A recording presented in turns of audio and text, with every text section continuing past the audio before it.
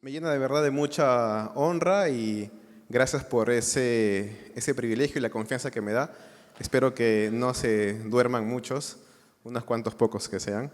Pero nada, quería compartirles algo que tenía en mi corazón. Y siguiendo con la historia que cuenta Pastor, yo vengo de Arequipa. En Arequipa me formé también como cristiano desde los 13 años aproximadamente, participando obviamente de la iglesia. Y cuando llego a Lima, no perdí el contacto felizmente con Pastor Justo. ¿Cuántos conocen a Pastor Justo Yeglis? ¿Lo conocen, verdad? Pastor Justo, para los que no conocen, quizá Eres 21, es nuestro pastor principal. Eres 21 de Caraballo es como una iglesia satélite. Y eso me ayudó mucho a estar siempre en contacto con él, con la iglesia, y siempre me invitaba, ¿no?, a las reuniones. Ven a Chorrillos, me acuerdo que también había una, y a veces por los viajes no coincidía. Y bueno, en esa ocasión se dio que justo era Fiestas Patrias y pude venir, conocer la iglesia, me encantó mucho. Realmente es muy bonito lo que ocurre aquí. Para los que estamos conociendo más, lo que ocurre aquí es la familia del pastor quien sirve al Señor y lo hace de una manera abierta, con un corazón de servicio. Ellos no sé, como otros no lucran, sino como que esperan que la iglesia les pague algo, ¿no? Ellos más bien dan de su tiempo, de su talento y ponen de su plata para que el ministerio, la iglesia crezca. Y es toda una familia la que tenemos aquí el privilegio de conocer y con su ejemplo nos dan el que se puede servir en familia y, como dice la Biblia, el que cree en Jesús, toda su casa será salva. Y un aplauso para la familia pastoral, porque realmente es muy, muy inspirador. Son de verdad mucha inspiración, de verdad les los digo. Son los esposos de sus hijas, son sus nietos, y es realmente algo muy bonito. Y bueno, cuando vine acá, realmente algo que me llamó mucho la atención fue, en definitiva, que esta iglesia, como ustedes saben, tiene un ministerio más llamado a la liberación, o en otras palabras, al exorcismo. Y eso me llamó poderosamente la atención, y cuando Pastor me comentó directamente que a veces, cuando hemos sido dedicados a una entidad religiosa, esta entidad religiosa puede tener cierta legalidad sobre tu vida. Y me fui a mi casa pensando en eso mientras manejaba, ¿no? Yo vivía en Surco, ahora vivo en Surquillo. De hecho, he venido con dos amigos que se han venido desde Lurín. Un aplauso para mis amigos acá. A Rubens, levanta la mano. Rubens, Freddy. ¿Qué tal trip, que nos vamos a meter hasta Lurín?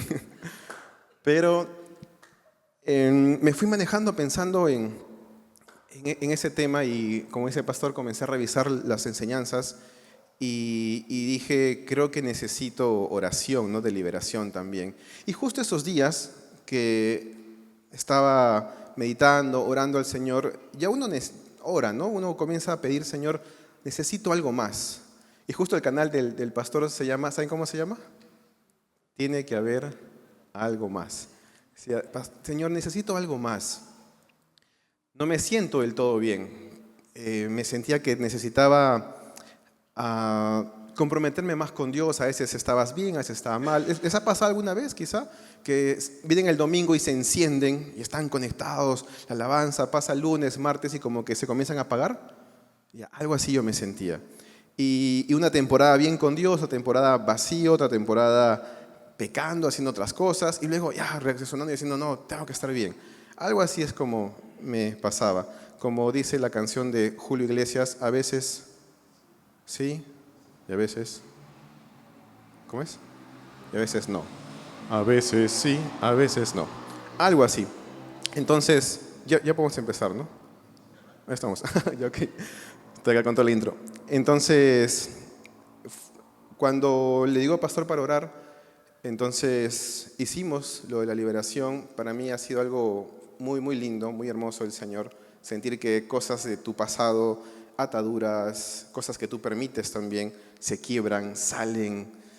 Y para mí ha sido maravilloso. Por eso cuando escucho la canción Hay libertad en la casa de Dios, de verdad, es algo muy lindo para mí. Me da ganas de llorar. Y le agradezco al pastor porque él ha sido un hombre fiel, un hombre sabio que ha aceptado el desafío de Dios para llevar a cabo este ministerio. Y luego de eso, de la liberación y todo lo que comenzó a pasar, realmente empezaron a venir muchos sueños a mí, varios sueños, y les voy a contar algunos de los sueños que comencé a tener. Y uno de esos, por ejemplo, fue que comencé a ver a mis familiares en los sueños y entendí que los sueños son un escenario, un terreno donde Dios nos puede dar mensajes, ¿verdad? ¿Ustedes se acuerdan cómo Dios utilizó los sueños para dar mensajes? ¿Algunos ejemplos? Varios, ¿no? Como por ejemplo, ¿se acuerdan? José, claro. Daniel, el anuncio de María, no, claro, José cuando, ¿no? El ángel le aparece en los sueños, le dice, oye, María, sí es cierto que está embarazada de la nada, pero sí de Dios, algo así, ¿no? Entonces, los sueños es un lugar muy interesante donde Dios utiliza también para podernos hablar, pero también es un lugar donde el enemigo lo puede utilizar. Yo comencé a ver muchas cosas, ¿no? A veces cosas que no entendía, y lo llamaba pastor, ¿no? Pastor, he visto esto en el sueño. Y el pastor me ayudaba también a descifrar un poco. Y uno de esos sueños, en la madrugada, 4 o 5 de la mañana, recuerdo haber visto a mi primo en una situación un poco, no voy a entrar mucho en detalle, pero una situación un poco muy extraña. Y también a mi prima. Entonces lo llamo a pastor y le digo, pastor, he visto esto. Y me dice, tu primo es posible, lo que puede estar pasando es que tiene esto, esto y esto. Y se trataba de un tema demoníaco, ¿no? Entonces digo, wow, está fuerte el tema, ¿no? Bueno, no converso con mi primo, ya cuando vaya a Arequipa, conversaré con él y le hablaré del tema porque es un poco delicado. Pasaron 2 semanas, estoy manejando y en eso viene su nombre a mi mente. ¡Pum! Llámalo. Ay, pero, bueno, lo voy a llamar. Lo llamé y le pregunto, ¿no? ¿Cómo estás? Y le cuento mi testimonio. Mira, Dios ha hecho esto conmigo. Es impresionante. Lo de la liberación, cómo he podido romper ataduras, cómo Dios me ha sanado y me está ayudando mucho. Y él, cuando yo le cuento, él comienza también a abrirse y me dice, mira, yo también estoy pasando esto. Lo mismo que me dijo Pastor César, era lo mismo que estaba pasando a mi primo. Dije, wow, ya me quedé frío, ¿no? Dije, eso yo lo he visto, ¿no? Y le dije, me estacioné y le dije, primo, ¿me creerías si yo sé lo que te está pasando y sé por qué te está pasando? Y no solo sé el por qué, sé la salida, le dije. Me dijo, primo, tú eres mi primo, cuéntame todo, porque yo te voy a creer. Y de verdad necesito saber qué está pasando. Y le expliqué, le dije, tienes que recibir al Señor primero, y lo que tú tienes es por esta situación, es posiblemente todo un tema que ya hemos aprendido con Pastor, las puertas que uno abre del enemigo. Oramos con él, recibió al Señor, no podía tener hijos, para hacer un poco la historia corta, está con muchos problemas, algunas enfermedades. El Señor lo restauró, me dijo, estoy distinto, qué increíble es esto. Su esposa se embarazó. Hemos celebrado hace una semana el baby shower de su hijita, está súper feliz, un milagro increíble realmente. Y así como esos sueños, también empecé a ver cosas muy extrañas.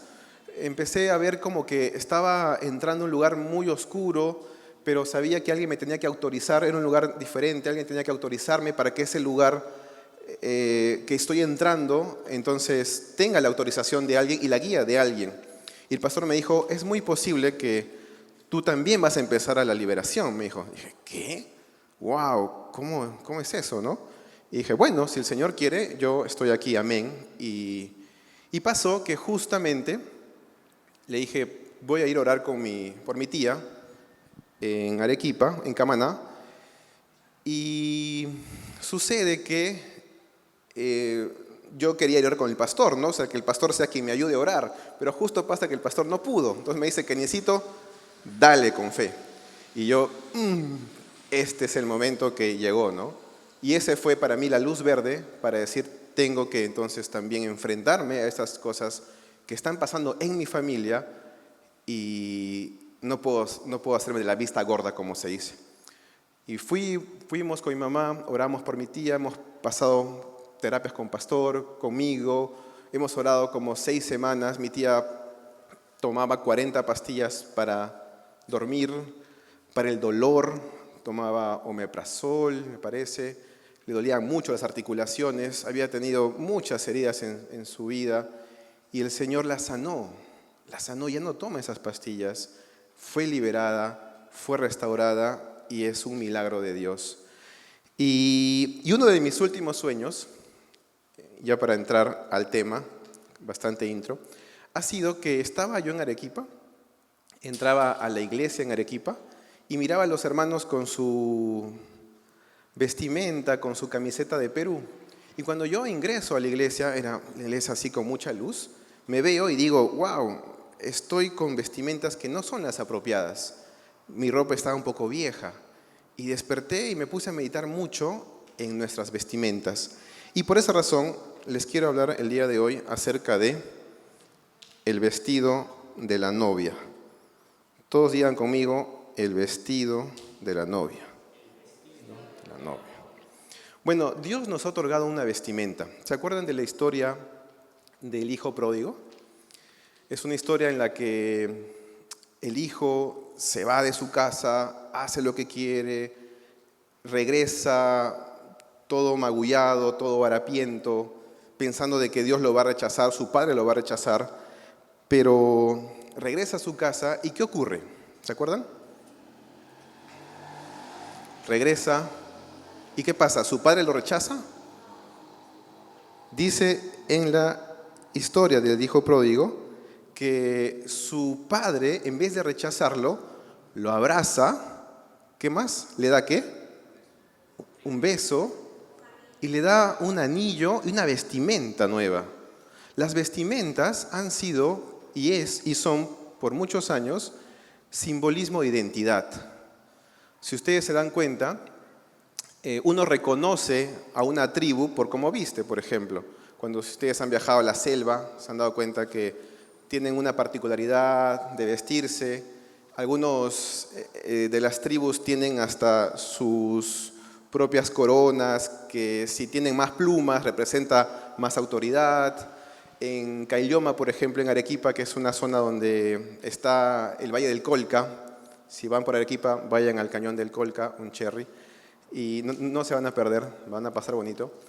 Y ahí también, en esa zona, las personas se visten y ciertos sombreros, ciertos colores de sus vestimentas indican si es que estás casado, a qué tribu perteneces, y es algo que, digamos, ha ocurrido y también en la Biblia lo vemos como ejemplo. Y algo muy interesante también es que como niños, en cierto aspecto, cuando éramos niños, nos vestíamos de ciertas cosas para que nos dé esa cierta identidad. Y encontré un estudio que hizo una psicóloga de Inglaterra, donde encontró que los disfraces de superhéroes de los niños mejoran su autoimagen y muestran comportamientos más seguros y decididos. ¿Cuántos alguna vez no se han vestido de algo de niños? ¿Cómo se han sentido? Era chévere, ¿no? ¿Cuántos se vestían de superhéroes, no? ¿De qué te vestías, Freddy? ¿De Superman? ¿De Batman? ¿De Batman? ¿De qué? ¿Del Chavo del Ocho? Y yo también recuerdo bastante que, por ejemplo, me gustaba ver la serie El Zorro y me quedaba creo que 2 días con el traje negro, mis papás me miraban, ¿qué tiene este chiquito? Y es que se ha encontrado de que eso forma parte de nuestra identidad. Nuestras vestimentas nos dan esa identidad. Y hay un libro también muy interesante que lo recomiendo, que habla acerca justamente de este tema, de el corazón del hombre, el corazón de la mujer. Y él también cuenta cómo es que de niño también el hecho de que le regalen cosas de vaquero, por ejemplo, lo hacían súper feliz, ¿no? Entonces, cuando vemos estos temas ligados a nuestra identidad con las vestimentas, también lo vemos, por ejemplo, en la túnica de José. José era un niño que dice que su papá le dio una túnica muy bonita, por lo cual sus hermanos se comenzaron a poner muy celosos, ¿verdad? Esa túnica era muy especial para él. Vemos ejemplos, por ejemplo, aquí tengo. algunos ejemplos de las vestimentas. La primera vestimenta que se puso el ser humano fue esta, por ejemplo, la de Adán y Eva.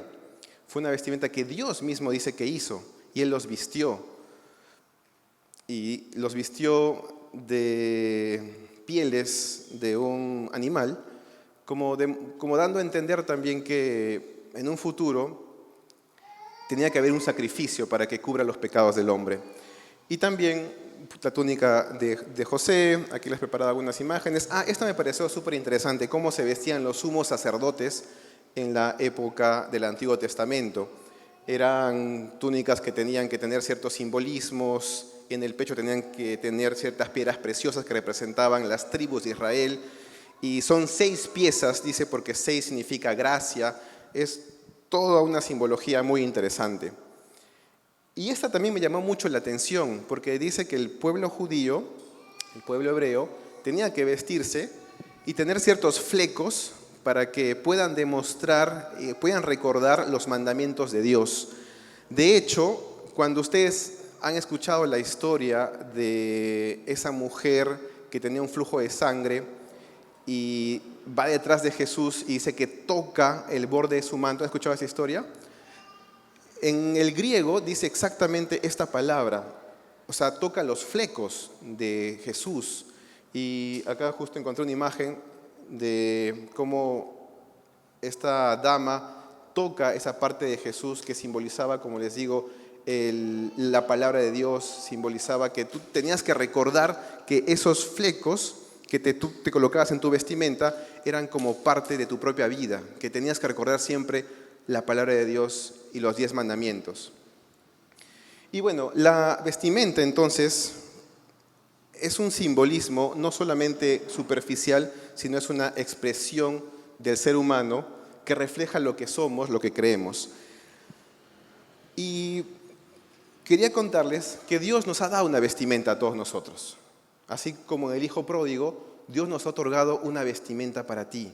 Cuando tú has conocido a Jesús, así como le pasó al Hijo Pródigo, Dios te ha entregado una nueva vestimenta, algo nuevo.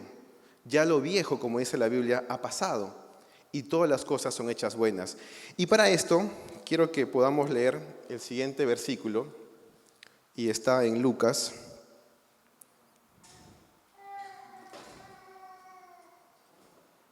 Y dice, lo voy a leer de acá.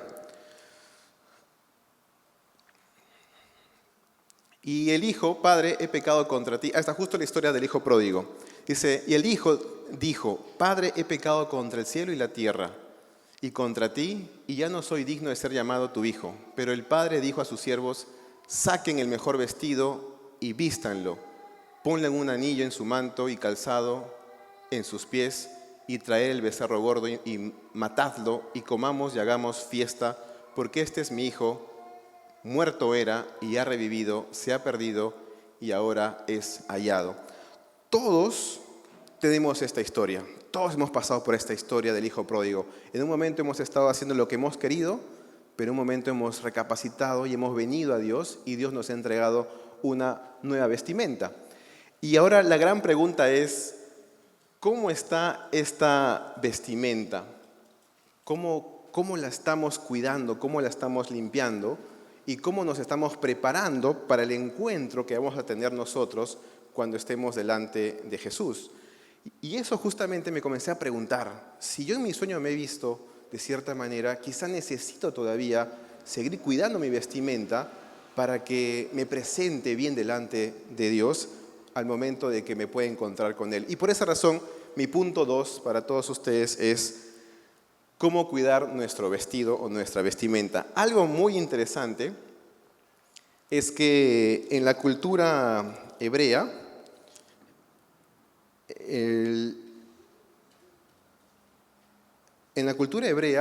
cuando están a punto de casarse 2 personas, ocurre toda una ceremonia.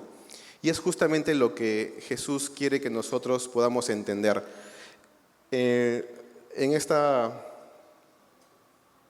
este versículo que les quiero primeramente leer, vamos a Colosenses 1:22, dice, pero Él ahora los ha reconciliado consigo mismo mediante la muerte de Cristo en su cuerpo físico, Como resultado, los ha trasladado a su propia presencia y ahora ustedes son santos, libres de culpa y pueden presentarse delante de Él.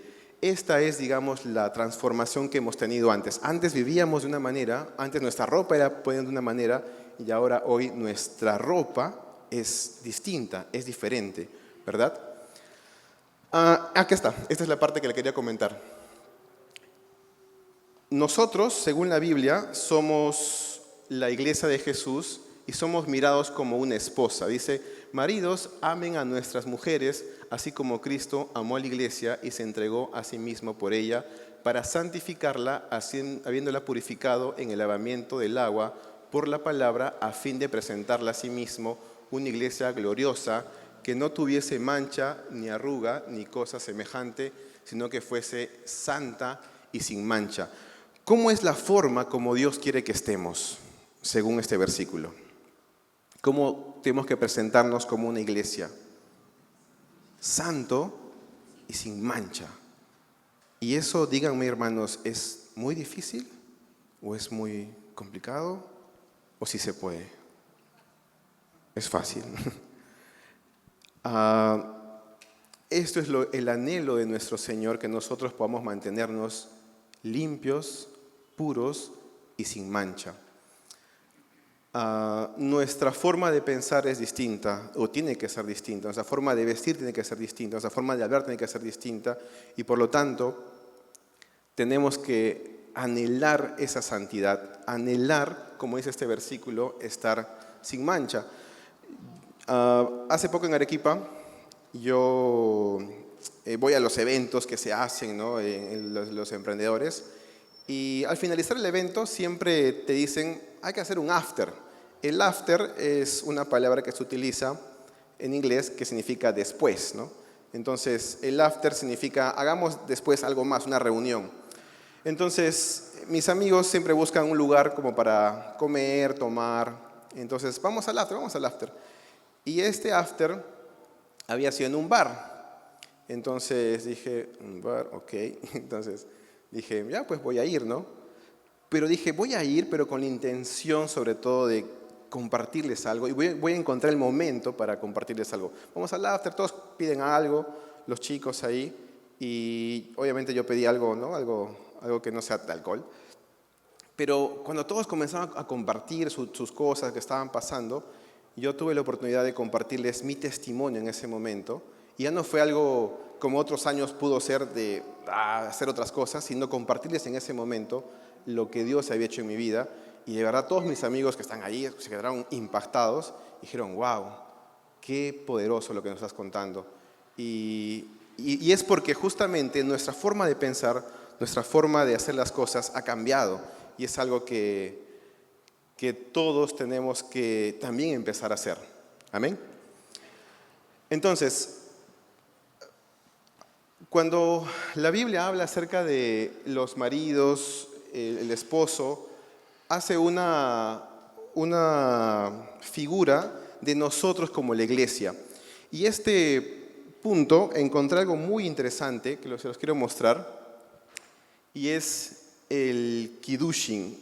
El Kiddushin había sido el compromiso que hace el futuro esposo a su futura esposa, y es una santificación, una consagración, y era la primera fase del matrimonio judío tradicional en tiempos bíblicos. Y este compromiso dice que tenía carácter legal y era un compromiso vinculante. Cuando ocurría esto del Kiddushin, les voy a leer aquí algo más. Dice que la novia tenía que prepararse, tenía que bautizarse. La novia tenía que esperar al novio incluso por una temporada muy larga. Dice que podía tomar mucho tiempo, hasta un año, dice. Y luego venían unas bodas que eran las bodas que podían tomar, dice, por 7 días.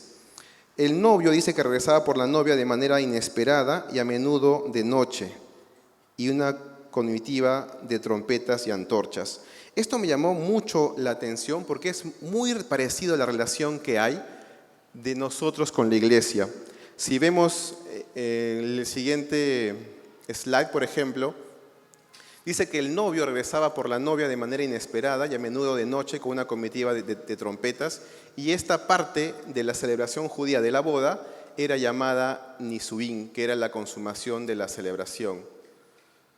Entonces, nosotros, como la esposa de Jesús, tenemos una figura muy similar.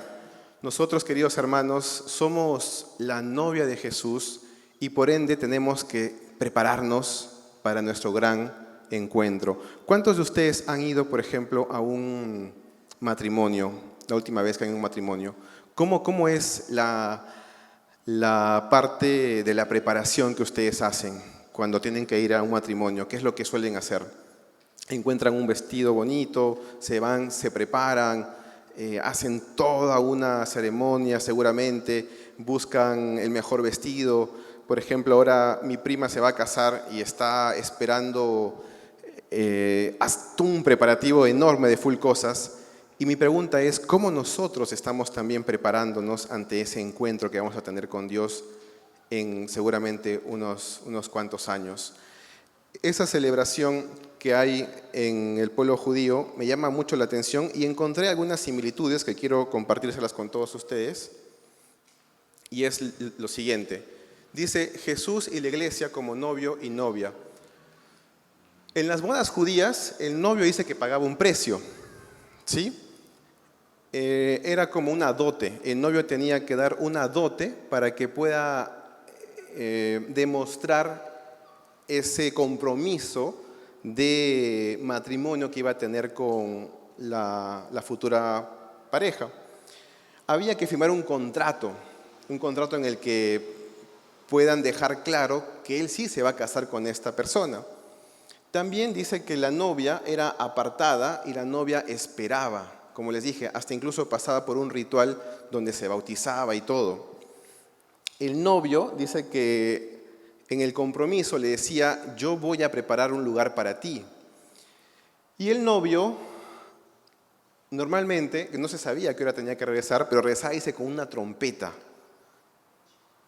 Y al final, ¿qué ocurría? La boda.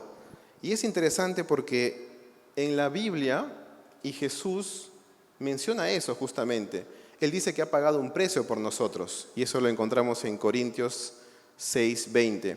Él dice que ha firmado con nosotros un nuevo pacto, y lo ha firmado con su sangre, y eso está en Lucas 22:20. Y también la iglesia está santificada y esperando su regreso, y es algo que nosotros lo hacemos en simbolismo a la espera de la novia.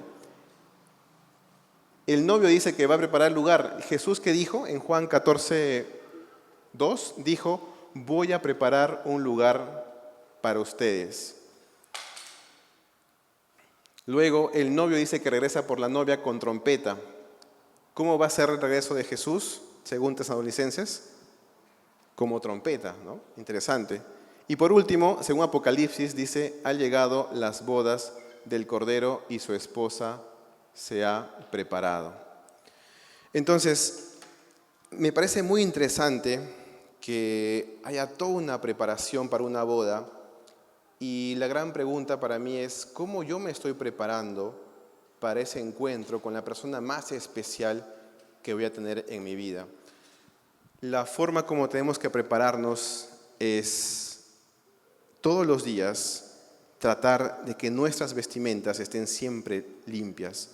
Todos a diario seguramente nos caemos, pecamos, nos equivocamos, pero todos los días tenemos que buscar la presencia de Dios y decirle, Señor, perdóname, límpiame, o hasta incluso, si es necesario, expúlsalo. Toma autoridad y expulsa aquellas cosas o contaminaciones que puedes tener en tu vida para que no te traigan ataduras o esas manchas. Les quería mostrar el tercer punto para ir terminando. Nuestro mejor vestido es el vestido de novia. Dice Apocalipsis el capítulo 19, versículo 6 dice: y oí con la voz una gran multitud como el estruendo de muchas aguas y como la voz de grandes truenos que decía: aleluya, porque el Señor nuestro Dios Todopoderoso reina. Gocémonos y alegrémonos y démosle gloria, porque ha llegado las bodas del Cordero y su esposa se ha preparado, y a ella se le ha concedido que vista de lino fino, limpio y resplandeciente, porque el lino fino es las acciones justas de todos los santos. Este es el lugar al cual nosotros vamos a llegar en un momento. Vamos a estar como una novia, como dice la Biblia, delante de Jesús, listo para lo que viene, que sería el gran encuentro con nuestro Dios. Entonces, tenemos que prepararnos para esas bodas. Seguramente todos a diario limpian sus ropas. Algunas veces la ropa oscura se lava cada 3, 4 días, no sé, pero la ropa blanca se lava todos los días, ¿verdad? Cada minuto hay que estar muy pendiente de esa ropa, y así es como tenemos que estar nosotros, muy expectantes, muy limpios, muy preparados para lo que viene en un futuro. Entonces, amados hermanos, quería compartirles eso de mi corazón. Quería que todos sepan que se viene algo tan hermoso que es el encuentro con Jesús. La gran pregunta es: ¿cómo nos estamos preparando ante ese encuentro? ¿Cómo estamos manteniendo nuestras vestiduras limpias? Todos nos equivocamos. Yo sé que todos fallamos, todos pecamos en algún momento, pero la gran diferencia está en ir a la presencia de Dios, como dice la Biblia, y pedir perdón, reconciliarnos con Dios y limpiar toda esa contaminación o esas manchas que pueden haber en tu vida. Lo más hermoso que se nos viene es un encuentro con Jesús, y todos seguramente anhelan eso. Si anhelas tanto el encuentro con Jesús, entonces deberíamos estar en una posición de anhelo, de expectativa, de limpieza, porque como dice en Apocalipsis, muchas personas, incluso de la iglesia, se pueden quedar en ese encuentro. Jesús narra una historia muy interesante de las 10 vírgenes, si se acuerdan, ¿verdad? Las 10 vírgenes dicen que yo pensé que eran vírgenes porque se iban a casar, las 10 con el novio. No lo entendía muy bien, de verdad, esa parábola, pero había sido que las 10 vírgenes eran como las damas de compañía, las damitas que le dicen de las bodas, que esperaban al novio. Y como hemos visto en las historias que les he mostrado de cómo es el pueblo judío, en aquella época no se sabía cuándo el novio iba a regresar, porque justamente no había WhatsApp, ¿no? Donde le puedes escribir y decirle: oye, voy a llegar tal fecha, ¿no? Entonces, ¿quién sabía cuándo iba a ser el matrimonio? ¿Cuándo iba a llegar el novio a ver a la novia? Eso también pareció muy interesante.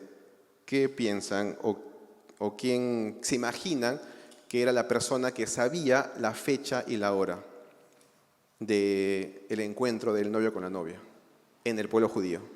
¿Quién se imagina? ¿Quién? ¿La prima? El papá. El papá, exacto. Qué interesante. El papá era quien sabía exactamente cuándo tenía que ser el encuentro del novio con la novia.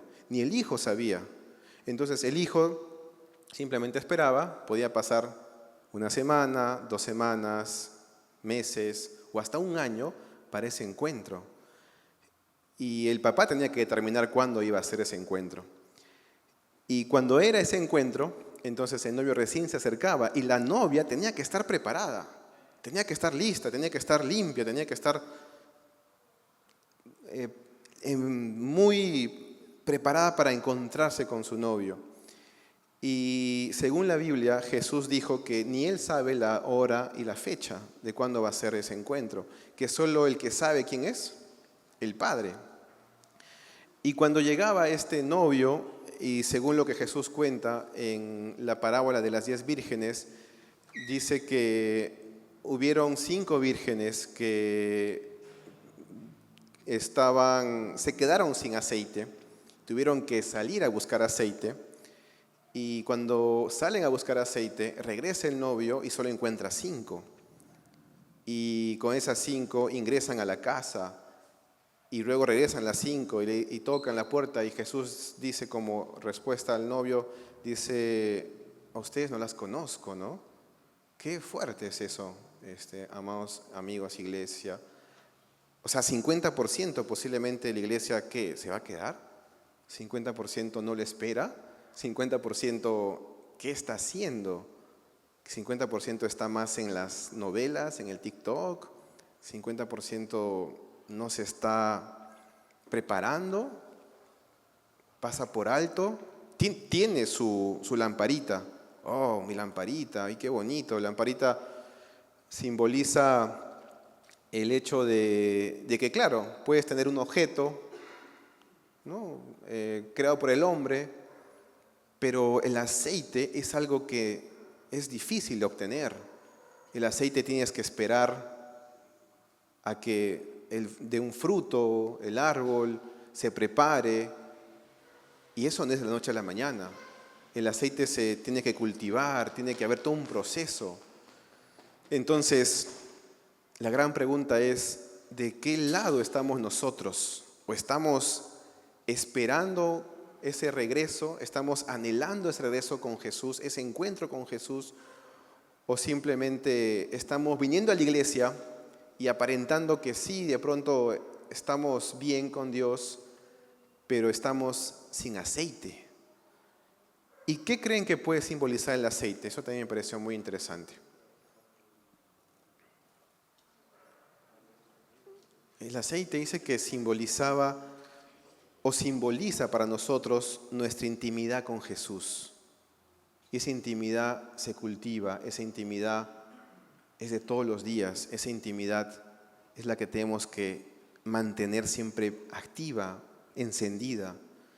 Entonces, ¿qué pasaría si viene el arrebatamiento ahorita? No sé. Nos vamos. ¿Estamos preparados? ¿Estamos listos? ¿Estamos bien vestiditos? ¿O todavía por ahí falta algo? Necesitamos estar expectantes de eso. Y por ende, todos los días nos preparamos. Yo cuando voy a dormir digo, Señor, ¿qué tal de hoy día? ¿No? Vienes. Entonces, me pongo a reglas contigo mejor y te pido perdón. Y si he permitido algo en el nombre de Jesús que salga de mi cuerpo, de mi vida, y a veces sí, me vienen, no sé, me vienen cosas, o sea, me viene, ¿verdad, pastor? y Dios nos quiere así. Y como dijo Jesús, Él no te echa fuera. Él dice que te espera. Él es justo y fiel para perdonarte, ¿y qué? Y limpiarte de toda maldad. Entonces, queridos hermanos, quería reflexionar con ustedes eso, lo que he estado pensando, meditando en los últimos días, en base a este sueño que tuve, y quería exhortarlos a ustedes a que seamos esas 5 vírgenes que siempre estuvieron con aceite encendido, que siempre estuvieron conectadas con Jesús, porque definitivamente que sería muy terrible que Jesús te diga, no te conozco, ¿quién eres? Porque claro, no tuvieron intimidad con Él. Y esa es justamente la gran razón de poder ser iglesia de Él, tener intimidad con Él. ¿Sí? Algo para terminar que me llamó también poderosamente la atención son las fiestas que están en la Biblia. No son las fiestas judías, son las fiestas de Dios. Y las fiestas de Dios dice que son 7. Son el Pesaj o Pesaj, que es la Pascua. Dice que Pesaj significa pasar por alto. El Pesaj fue el momento en el que Dios le dijo al pueblo de Israel, vas a hacer Pesaj en el momento en el que tú sales de Egipto y tienes que pintar con sangre los linderos de tu casa, matar a un cordero y vas a recordar ese momento y por lo tanto Pesaj va a significar para ti que el ángel de la muerte pasó por alto, ¿sí? Y la Biblia dice que Dios ha pasado por alto nuestros pecados y la sangre de Cristo nos ha limpiado. Y Jesús muere justamente en una fiesta, en la fiesta de Pesaj, en la fiesta de la Pascua. Porque ¿cuál fue la última cena que tuvo Jesús? Bueno, ¿cuándo fue? Justamente en la Pascua, minutos antes de que lo apresaran. Y la segunda fiesta, que me pareció también interesante, era los panes sin levadura, el matzot. Dice que era una fiesta en la que celebraban el comer panes sin levadura porque los judíos o el pueblo de Israel tuvo que salir tan rápido de Egipto que no tuvieron tiempo para ponerle levadura a la masa, al pan. Y por esa razón tenían que celebrar una fiesta de panes sin levadura. Y Jesús habla en una parábola diciendo que no debemos de permitir levadura en nuestra vida, como haciendo un simbolismo de que un poco de levadura va a leudar toda la masa, va a inflar la masa, diciendo un poco de pecado en tu vida puede complicar toda tu vida. ¿Sí? Y cuando Jesús fue sepultado justamente en el día de la fiesta de los panes sin levadura, en Matzot. La tercera fiesta es la fiesta de Bincurín, que es de la fiesta de las primicias. Dice que todos ofrendaban primeros frutos de la cosecha, y esa era esa fiesta. Y adivinen cuándo Jesús resucitó. En la fiesta de las primicias, en Bincurín, porque él fue el primogénito, el primero que resucitó, como dice en Corintios 15:20. Y la cuarta fiesta dice que se llama la fiesta del Shavuot, que se celebra se celebra la entrega de la Torá en el Sinaí, 50 días después de las primicias. ¿Y qué ocurre en esa fiesta? Ocurre Pentecostés, la llegada del Espíritu Santo a la iglesia después de ¿cuántos días? 50 días, interesante. Y dice que viene el Espíritu Santo, en el libro de los Hechos narra que viene el Espíritu Santo, y es ahí el momento en el que nace la iglesia, y es donde, digamos, nosotros venimos también, ¿verdad? Y hay 3 fiestas más, y todas estas fiestas, si se dan cuenta, se han cumplido. Jesús muere en Pesaj, luego dijimos, es sepultado en ¿qué? Matzot, resucita en la fiesta de las primicias, y luego viene Pentecostés, la fiesta de Shavuot. Seguro Maribel lo pronuncia bien. Maribel es una chica que le gusta bastante el hebreo. Y hay 3 fiestas, dice que todavía no se han que son parte de las fiestas de Dios, pero que todavía no se han cumplido. ¿Y saben cuáles son? La fiesta de las trompetas, que es el día de alerta al llamado al arrepentimiento. ¿Se acuerdan cómo venía el novio?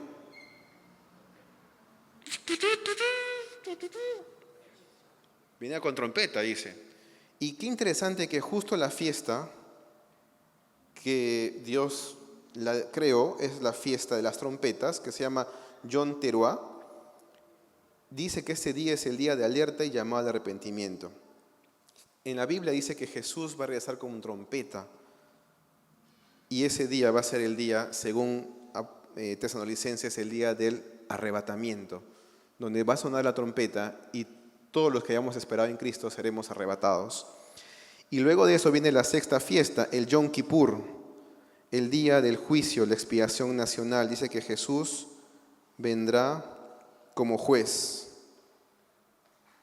Y esa es otra de las fiestas que aún tampoco se han cumplido y que están también en Apocalipsis. Y la última fiesta es la fiesta de los tabernáculos, la celebración de la presencia de Dios con su pueblo. Jesús reinará entre nosotros con la humanidad. Entonces, tenemos que estar conscientes que hay 3 fiestas que no se han cumplido y que están a punto de cumplirse. Y justo un amigo viajó a Israel y les voy a mostrar lo que me trajo de regalo.